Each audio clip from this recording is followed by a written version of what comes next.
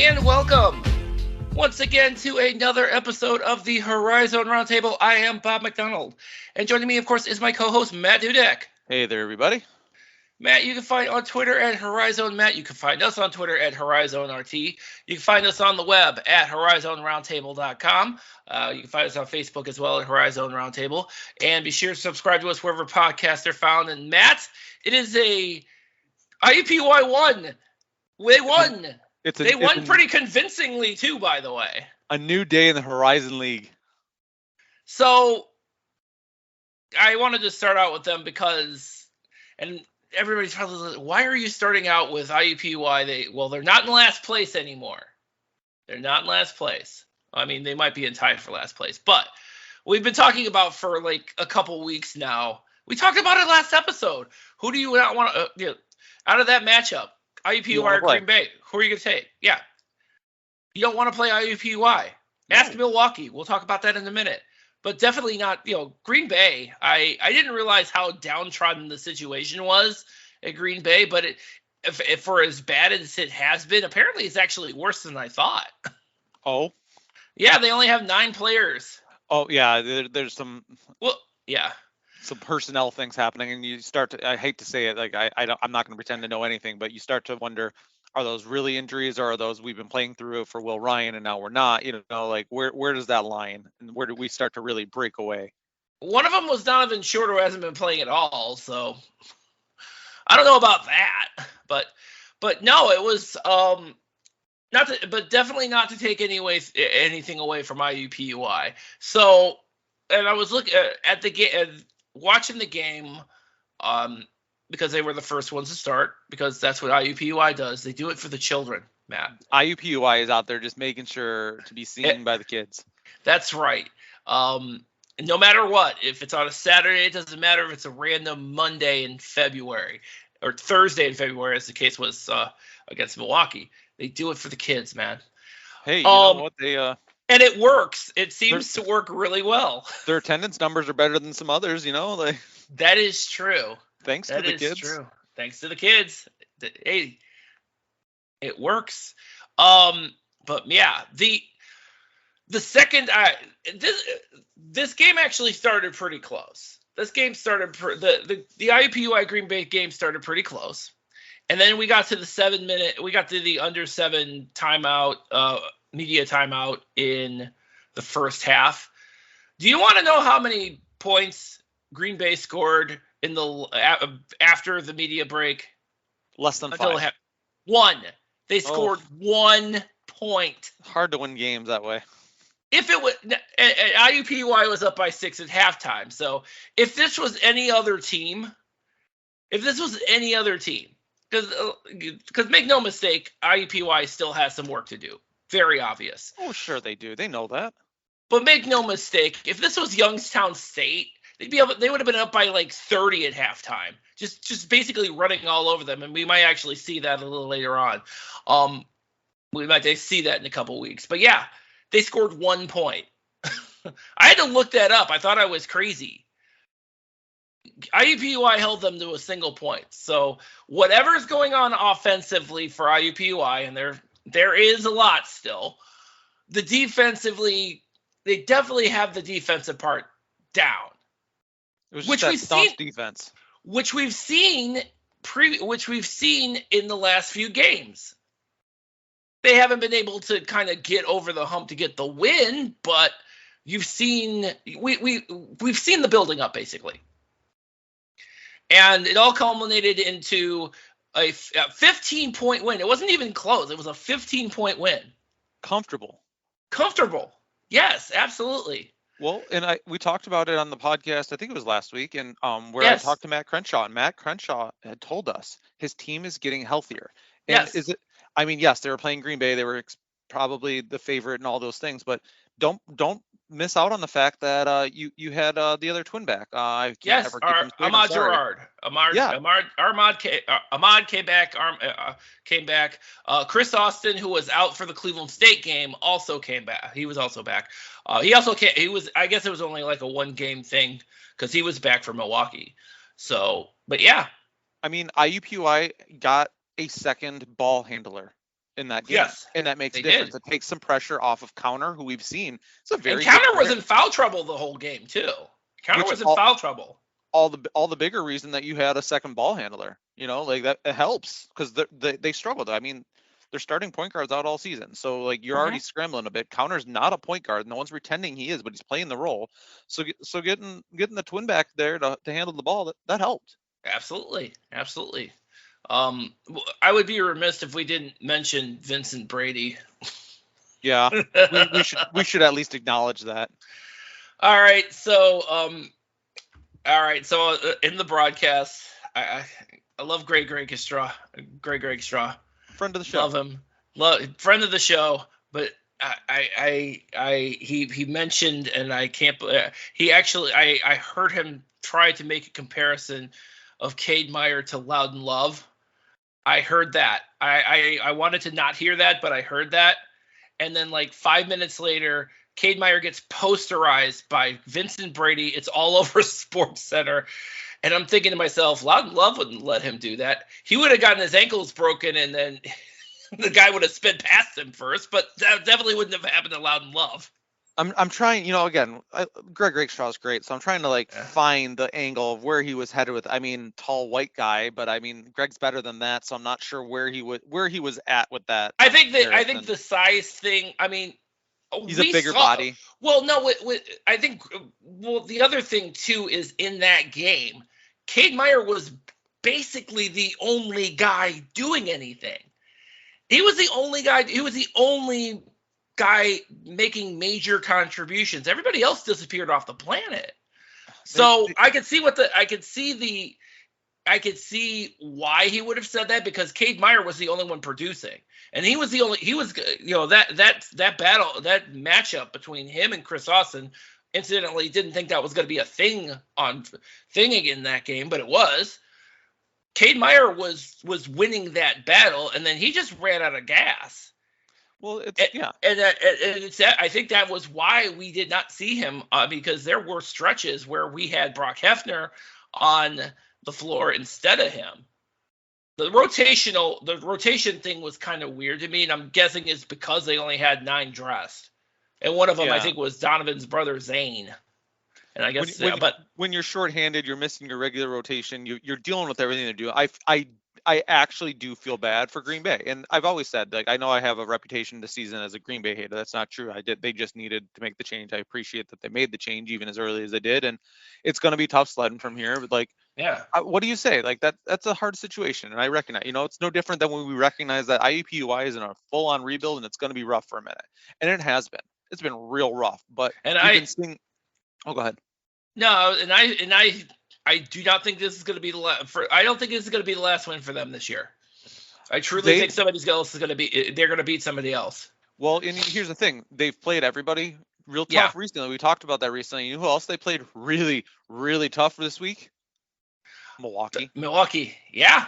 They scared the hell out of them. That's right. IUPUI in front of the kids. By the way, we were incorrect. We were corrected earlier in the week that it wasn't just the high school kids. It was kids from the Indianapolis public schools. So there were elementary kids. You could hear it too, because I did actually get a chance to catch at least the first half of the game. And yeah, those kids were just.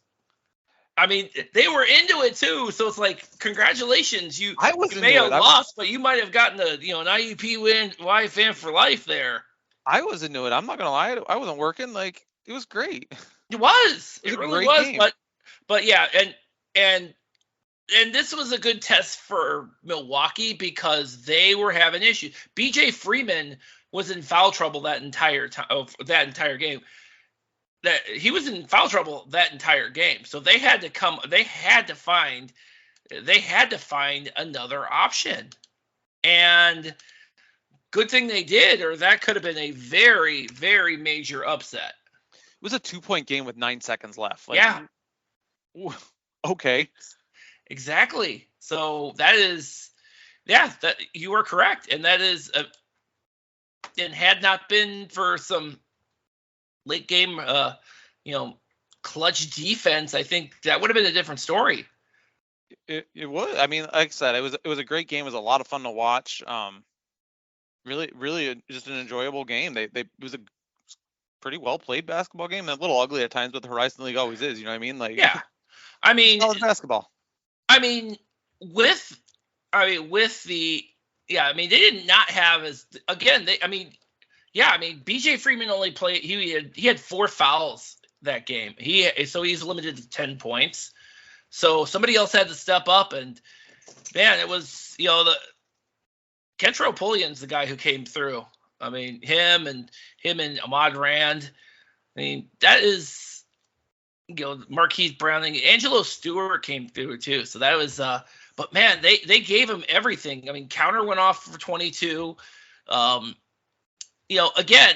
the freshmen for IUPUI, we're seeing this a lot. And you already have DJ Jackson and Vincent Brady in the starting lineup already. I don't know why Cooper DeWitt is there, but he's there. But here we are. Here we are. But you're also getting you're getting Armand Gerard off the bench. Now you're getting Ahmad Gerard off the bench. So there's 4 freshmen right there. And yeah, in fact, they usually are good for like 20 turnovers or whatnot. They actually only committed 16. I mean, it's still not great. But again, most of your turnovers are coming from a guy who shouldn't be playing point anyway. He's only there because of the circumstances.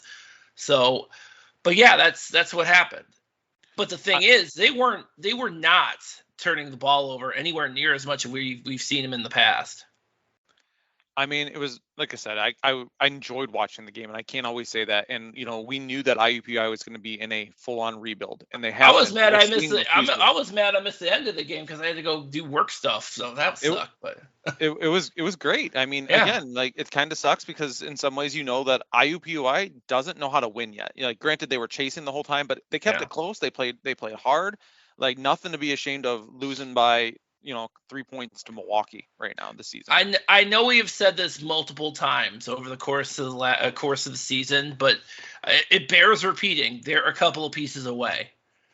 I think the Bryce Monroe comes back next year as their point guard. That solves one problem. Then they got to solve the big guy problem. Go to the portal, grab some dudes. I mean, do what you did with Chris Austin, except get a couple more, basically. If Matt Crenshaw really has his pieces in place and can keep this team together and just add probably a couple bigs, this is the middle of the pack to, the upper half of the Horizon League team. Yeah, which they have not, which given where they started is a major improvement. Yeah. By the way, I know we're recording this on a Sunday. We got Milwaukee and Green Bay coming up on Monday. And, unlike the Milwaukee IUPUI game, I don't have that much confidence that this one's going to be close because it's in Milwaukee. And I don't know how many players Green Bay is going to have. And yeah, that's probably not going to go well. And that's too bad because the Horizon League is better when Green Bay and Milwaukee is a rivalry game. But it's not happening. Not happening on this Monday. It's just one of those things that it's like, it's not looking great. So anyway, Youngstown State won. So Youngstown State currently, because Milwaukee is, as of this recording, still has one game yet to play. They are a half a game behind Youngstown State. Youngstown State didn't just win. Oh yeah, they won a hell of a game. Yes. A triple overtime thriller with Wright State. When Trey Calvin's got 44 points in the loss, it was a good game. And it could only, and to me, it really could only end one way, with Dwayne Cohill making a game-winning shot. It can only end one way, and it ended with Dwayne Cohill basically. There were 4 guys who could have did something about him. By the way, Trey Calvin was not one of them because he was defending all the other 4 guys. He's doing everything else possible. Right. It's funny because, if memory serves correct, Trey Calvin was put on the bench because of his defensive skills. He wasn't the problem in that last play. It was like everybody else on the floor at that time. Dwayne Cohill basically just weaved past all of them And I think it was I want to say it was AJ Braun. There were two guys at the bucket. There was Keaton Norris and AJ. I think it was AJ Braun. It might have been Brandon Noel.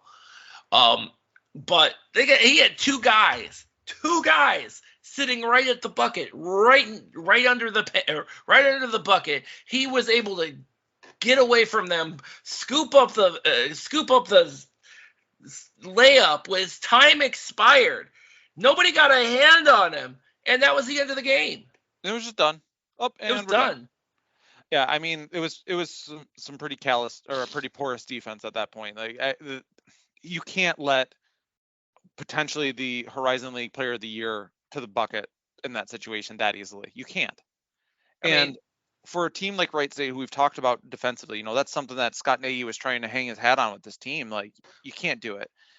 The other part to this is, I talked about Trey Calvin having 44 points, which is incredible.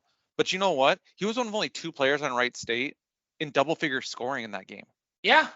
Like, where is the contribution? Hey, this is again going to sound like Matt being a hater. I know I get that, whatever, that label, but Amari Davis played 5 minutes, had 2 points in a triple overtime game. He was good for 5 minutes. That's a problem. Is he hurt? I don't know, because he played against Robert Morris.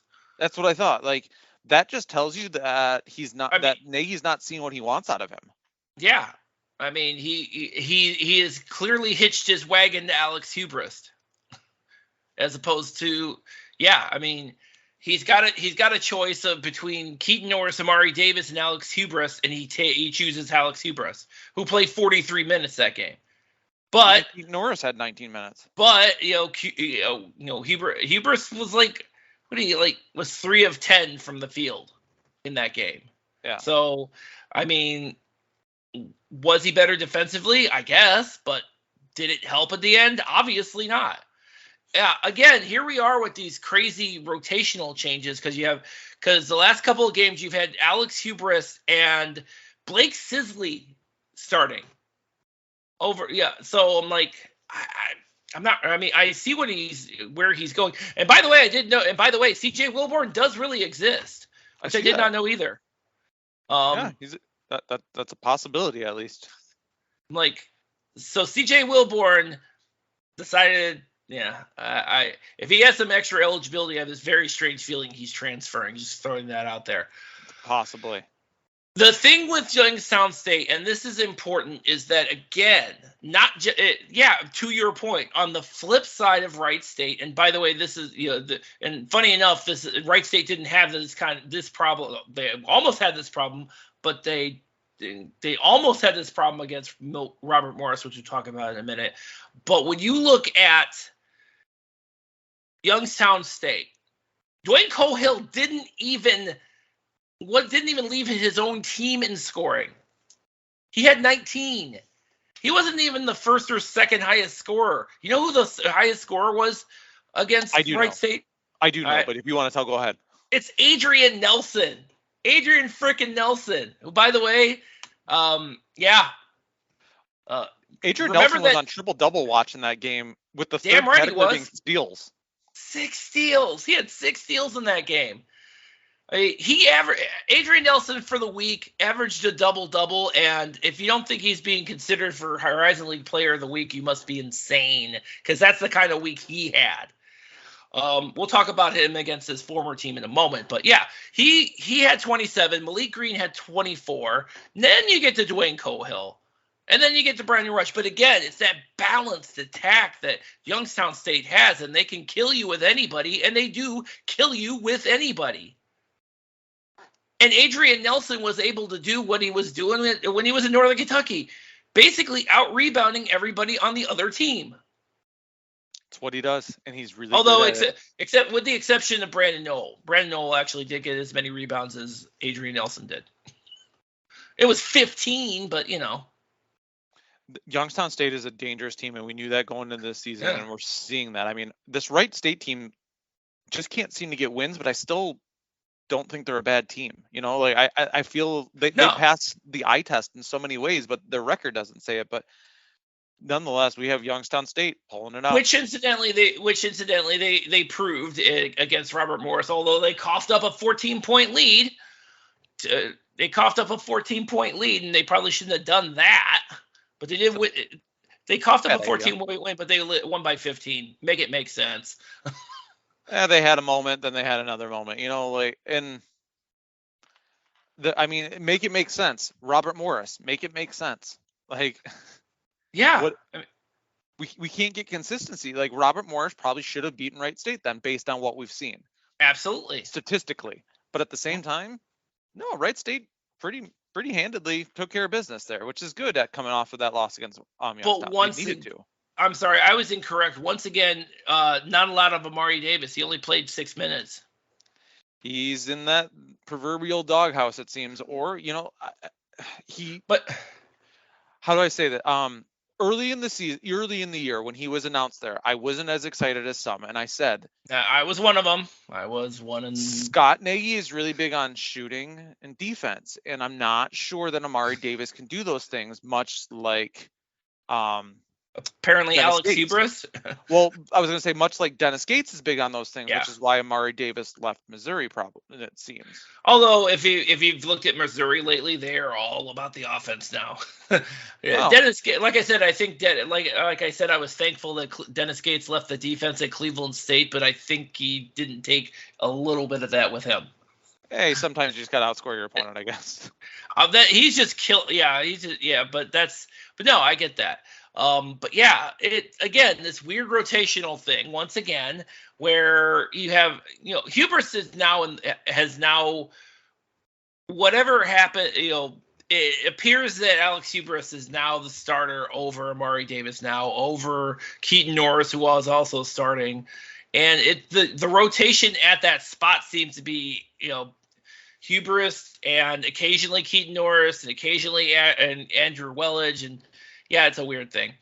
And again, Blake Sisley, the guy only plays like 8 or anywhere from 5 to 10 minutes, but it's the Chris Conway situation from last year, it seems like, where he's starting, but he doesn't spend a lot of time on the floor. And I don't know if that's a statement. And I don't know if that's a statement. Nagy's trying to make a statement to AJ Braun, because that's who he's replacing in the lineup. But that's what's happening. Or is Braun just more comfortable getting, seeing the whole game? There's something to be said for that. And I think also the other thing too, and I think situationally, having Brandon Noel and AJ Braun, two guys who are basically, they're two big guys. Having those two in the lineup works sometimes, but it doesn't work when you have a team that is not as big, like a Youngstown State, where your primary rebounder is going to be Malik Green and Adrian Nelson. Yes, Adrian Nelson.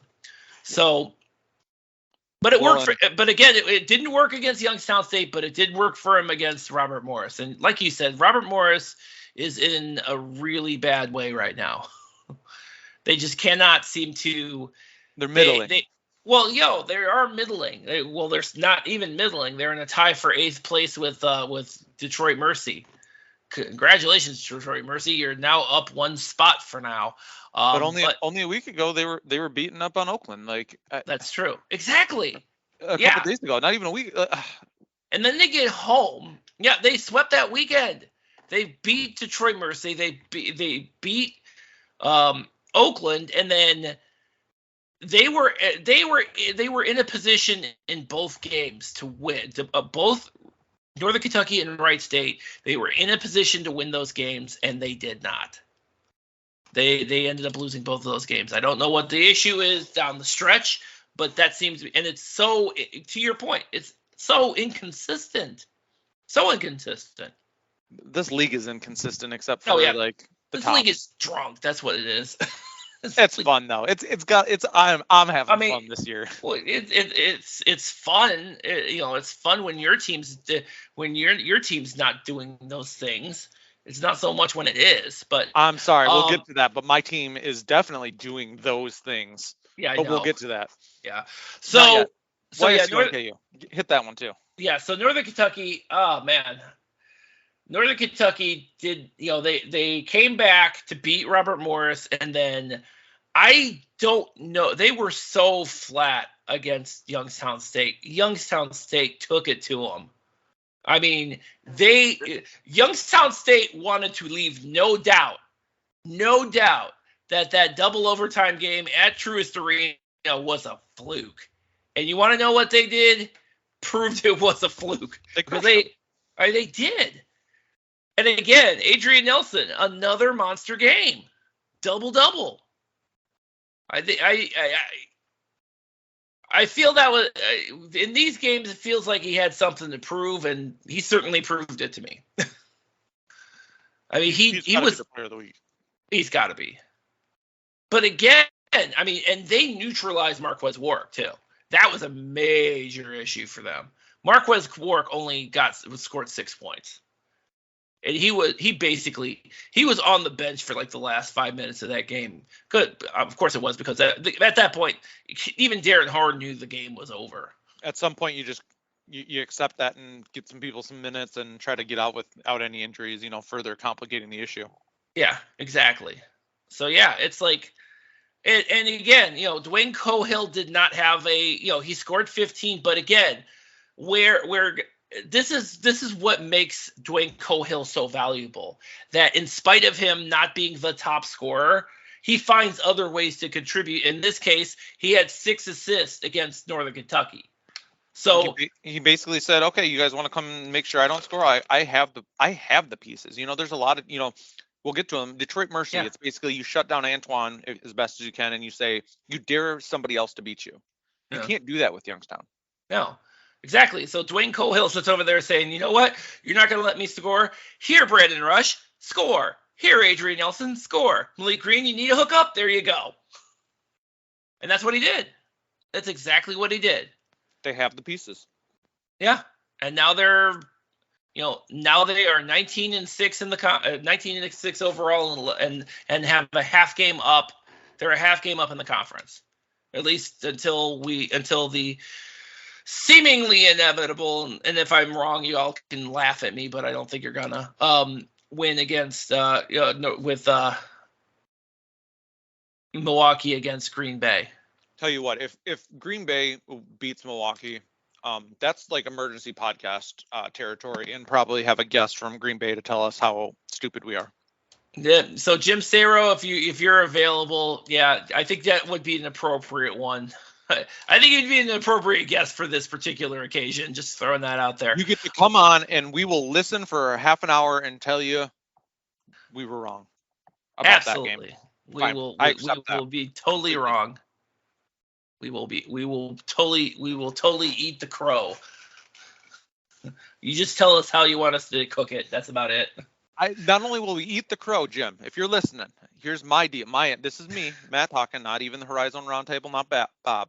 I will buy you a 6-pack of your favorite beverage. You choose it. We're doing that. Challenge. Okay. All right. Don't me anything. There's no deal. I'm just letting you know that those were the things that we would owe you. There you go.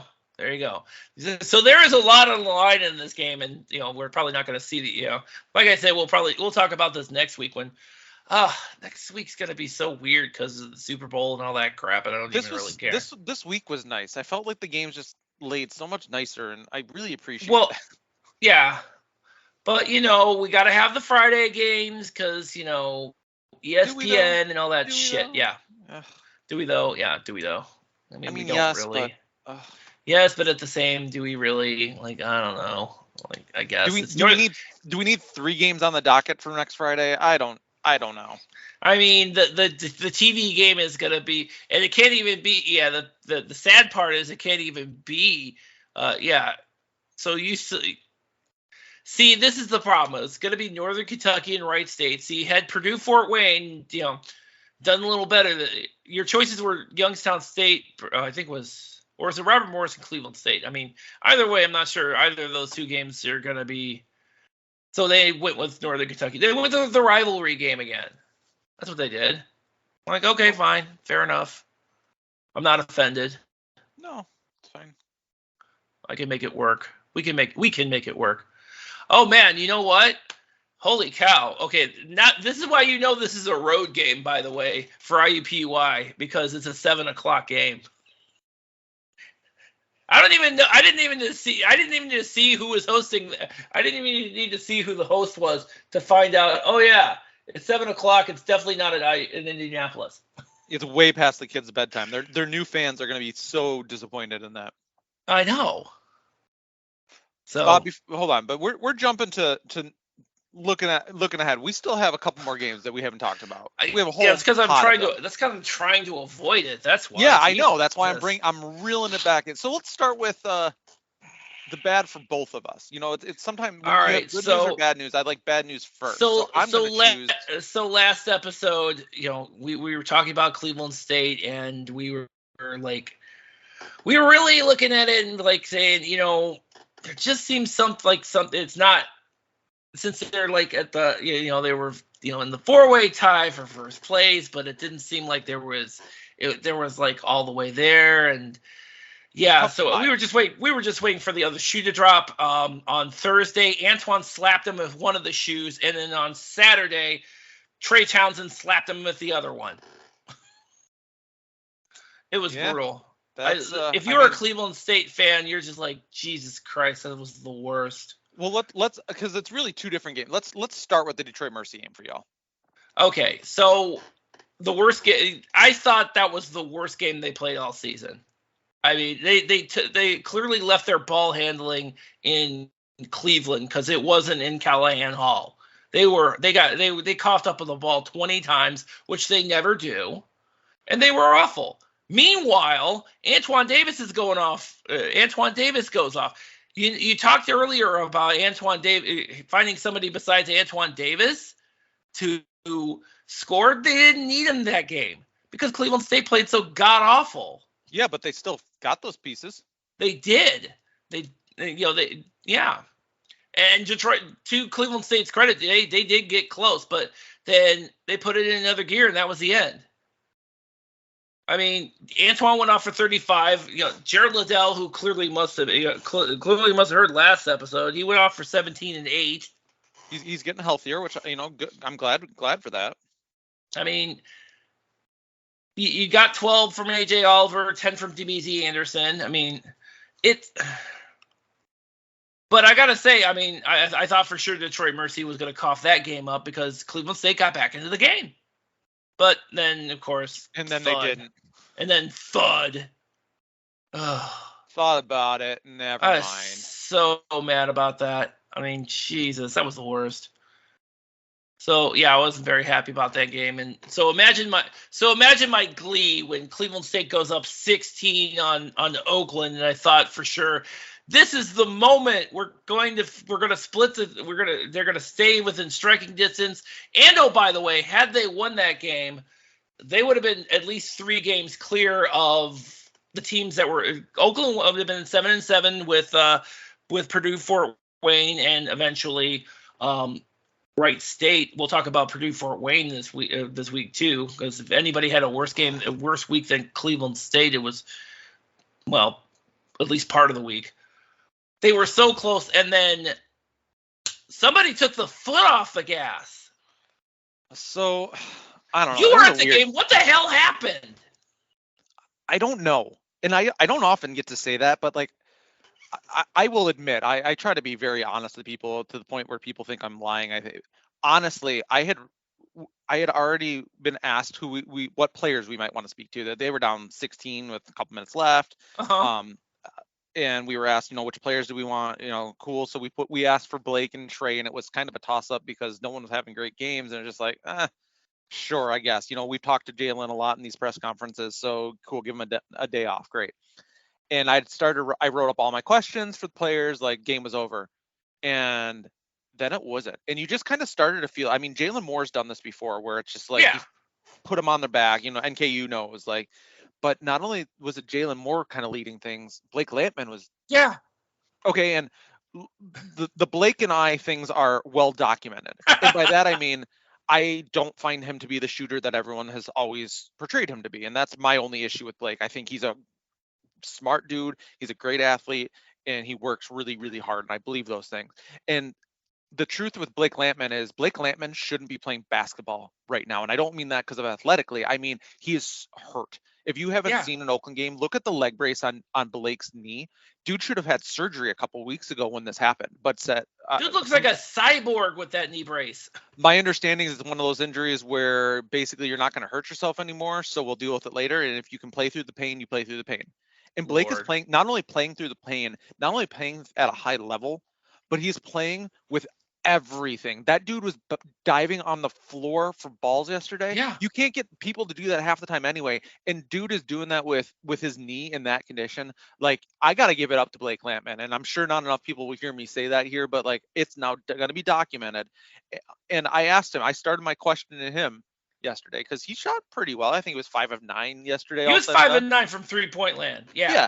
I started my question to him with kind of a nod, a little smile between us of shooters make shots and today you make shots. Like, and he did. Yeah.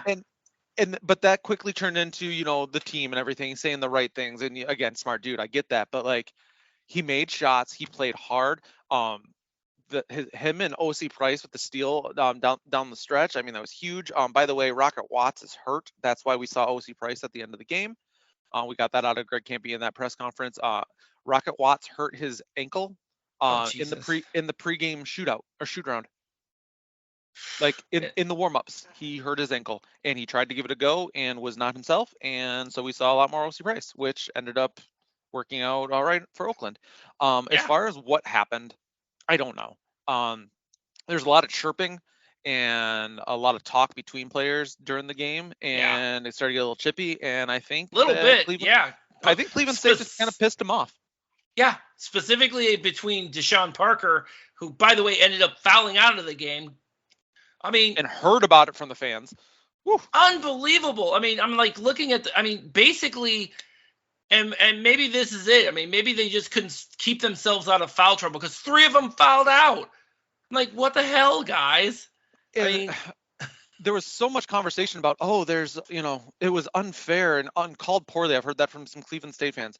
I never got that impression watching the game. No, I didn't either. I don't know what you guys are talking about. They just lost. I don't know, somewhere was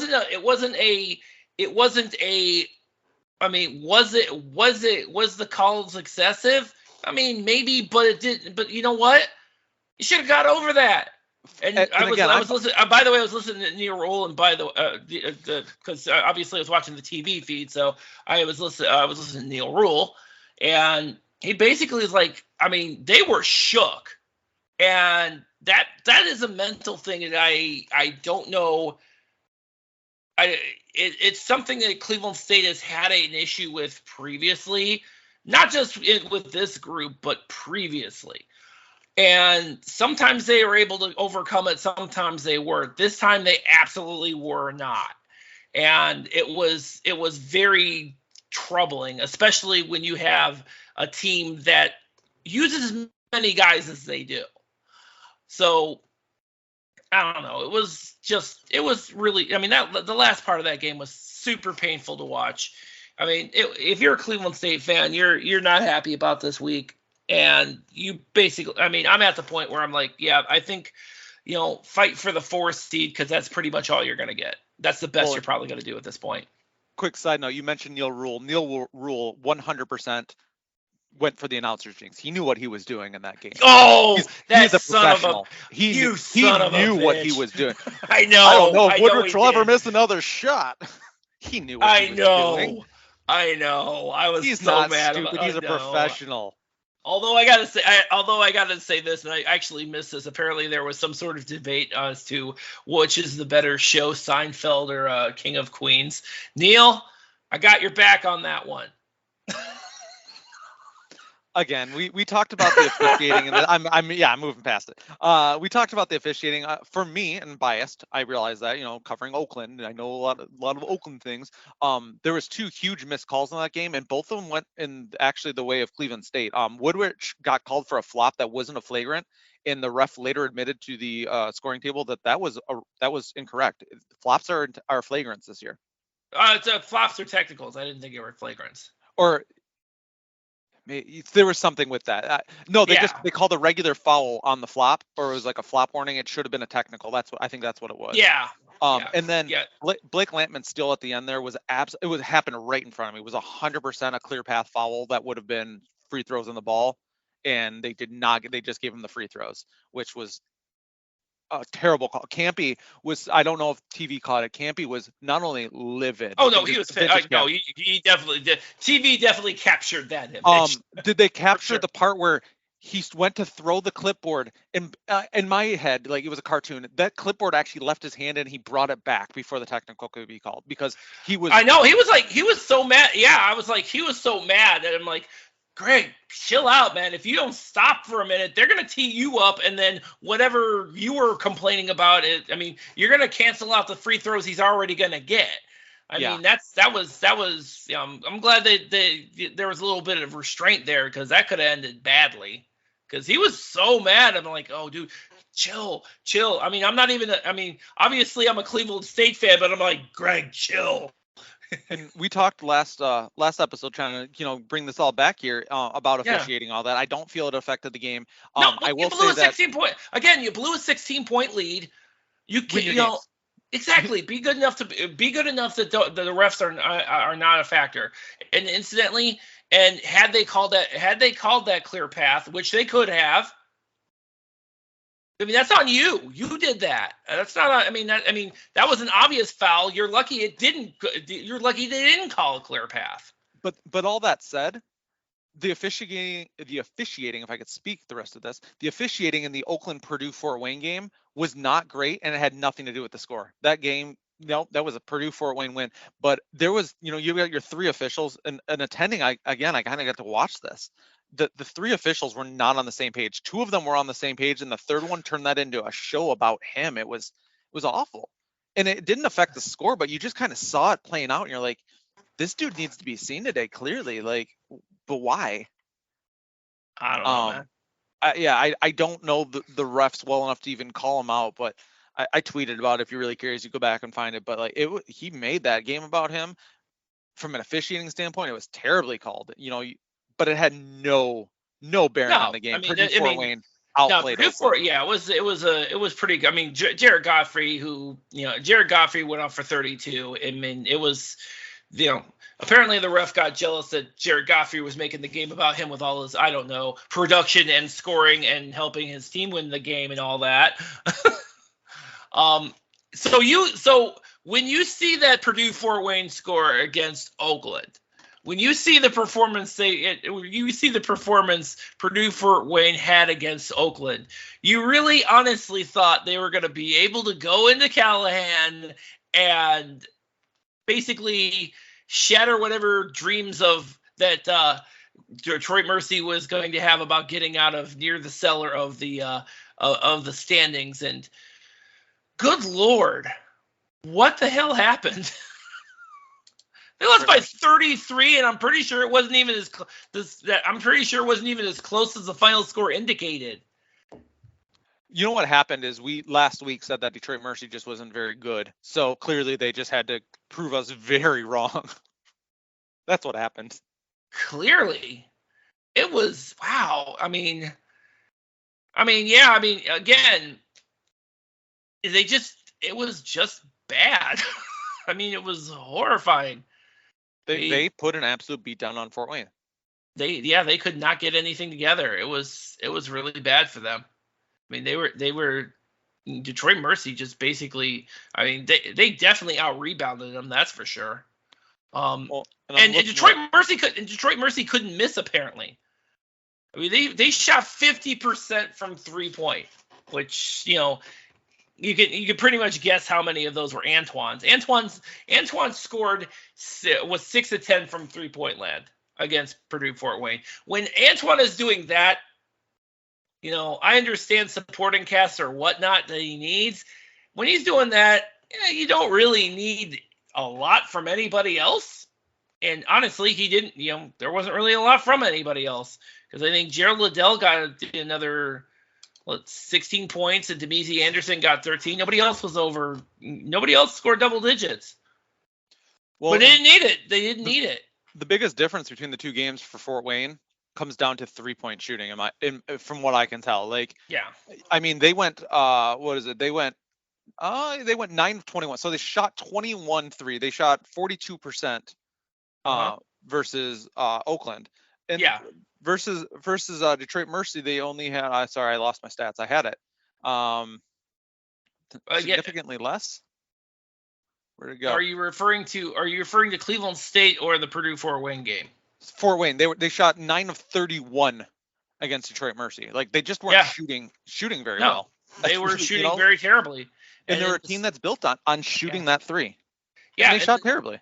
And they were like 29% for the game. Yeah. I mean, they just could not hit the broadside of a barn. Where the Oakland game, they shot well. And more to the point, they couldn't get to the line either, because they only got to the line 9 times. I mean, by that point, I mean, it was by a certain point in the second half, you knew it was basically over. So I mean, but yeah, that was an opportunity for Purdue Fort Wayne to, definitely get some momentum, stay kind of within striking distance of the top 4, and it just didn't happen. It was just not there. And now they're sitting at 7-7 with another team we don't know why it's there, Bright State. And once again, we continue to have log jams all around the Horizon League. Parity at its best. They're like mini log jams at this point in time, but yeah, they're log jams nonetheless. Here we are, see what this next week brings. One thing I just want to hit on super quick. Sure. Related to all this, something to keep an eye on, and we don't have a lot of information on it as far as I can find. AJ Oliver for Detroit Mercy was on crutches by the end of that game. Looks like he did something to his foot, ankle, something like that. So that's something that, as Detroit Mercy had a really good week, something to keep an eye on that, on their health. Here we go again. Once again. Oh, man.